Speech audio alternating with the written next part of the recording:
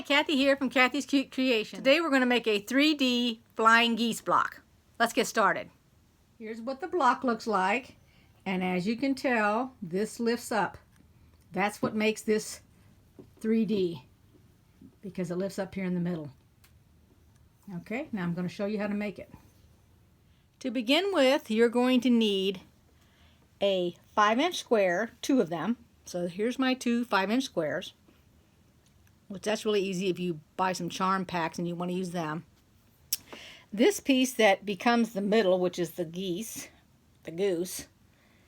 is actually 3.5 inches by 6.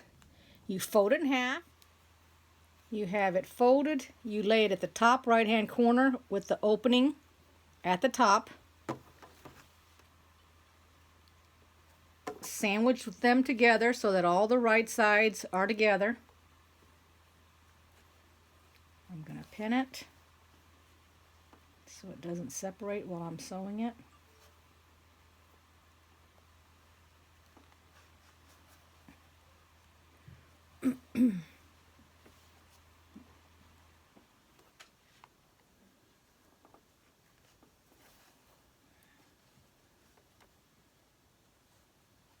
There we go. Okay.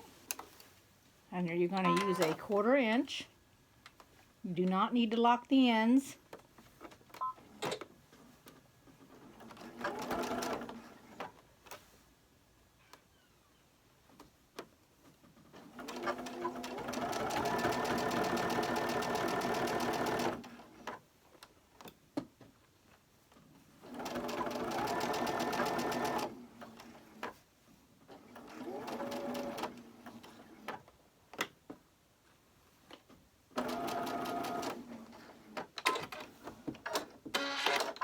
When you open it up, it will look like this. This will be open, this side, and the top. You take it and you fold it, and now you'll have a little bit of a fold there. The next one done. You do 2 of these. I've got it laying the same way. And then you sew the 2 together, which makes a complete block.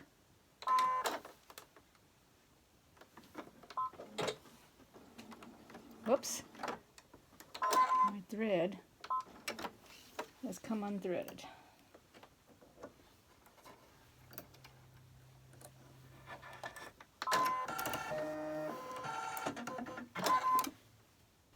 Now that I've rethreaded it, let's try it again.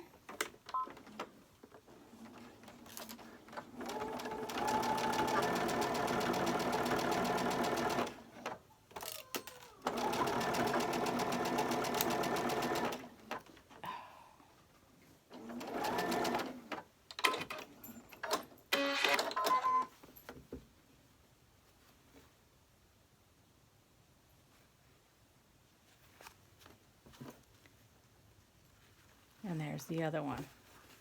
Now, let me go to the ironing board and iron it. Now, when it's done being ironed, it's actually going to look like this. And your fabric is going to look like it is sticking up. But that is the correct way. As you'll note when you flip it over, if it were sewn together, that'll be underneath. So now what we do is we sew. We want the geese to be going one direction. And I want it to go like this. So you put right sides together and you're lining up. Over here a little bit more. You're lining up this seam and the back seam. Now the back seam on this one has the seam. You have 2 seams. You have the blue fabric, then you have the red fabric, then you have the red fabric again, and the blue fabric. So that's 4 fabrics. Then you're going to have a 5th one and a 6th one. So what I do is I take a pin on the one that's just got the 1, and I put it through the middle of the fabric like that. See the pin here? Right through the middle. Then you're going to go to the other side, and what you're trying to do is you're trying to line it up. So what I've done is I've put the top and the bottom sides together so that it's going to work easier. I take my fabric and I'm going to try to go straight down with my needle. And what I want to do is I want to come out the middle, got to do it again here, the middle of this fabric in the back. So you've gone in through these two fabrics and you've come out the back. As you can see right here. Now I know that I've got it lined up on the top here as well as here. So what I want to do is while I've got this poking through like that, I take my pin and I go ahead and put it through my fabric on the left hand side of the seam. Well, remember now this is still in there, that middle pin is still in there. It's holding the spot. And on the right hand side, because when you put your pin in on the right or the left, without it being lined up, it'll distort it and pull it downward and the seam will be uneven. Now you pull out the middle one, go to the edge over here, because you want to capture this blue fabric, which is one of the wings of the geese. Take your time. If you've got to take it in and out, that's fine. You're just taking your time with this. Over here to the other side.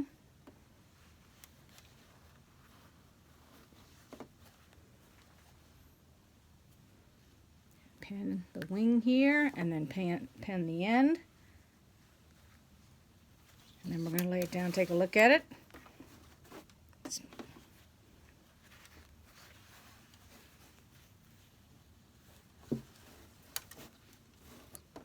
See if it.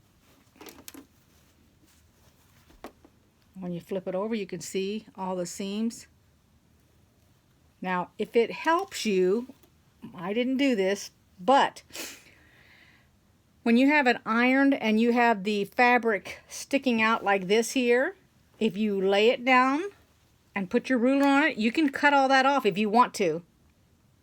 But you got to be really careful that you don't cut off too much, or you'll have ruined the square. So let's go ahead and sew this. 1/4 inch. Let's see if I can get some of that glare off a little bit there.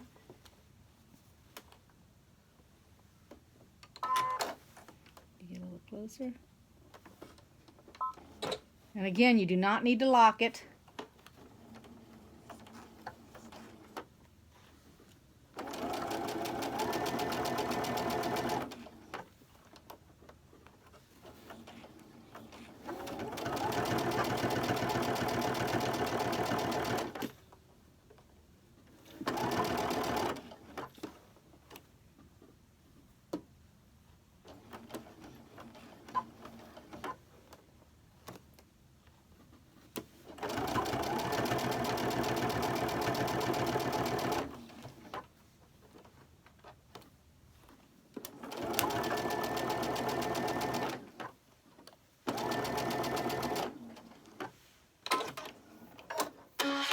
And when you open it up,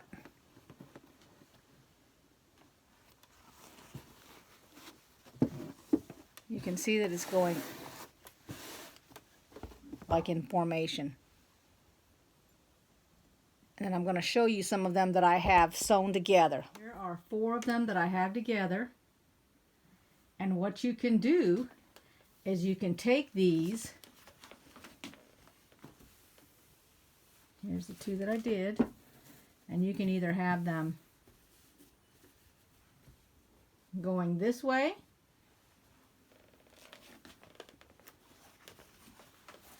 and let me see if I can push this back a little bit. There we go. And you could have 2 going up that way, or you could have 2 coming down and 2 more coming down. You can do anything you want with these blocks. They are beautiful when you get them all done up. I have a few more to do before I'm finished, and I'm not quite sure what I'm going to do with them yet, but when I figure it out, I'll let you know and I'll show you a picture. I hope you enjoyed that video, and I hope you try that out for yourself. You never know what you can make with it. It's got a lot of possibilities. Till next time, bye-bye.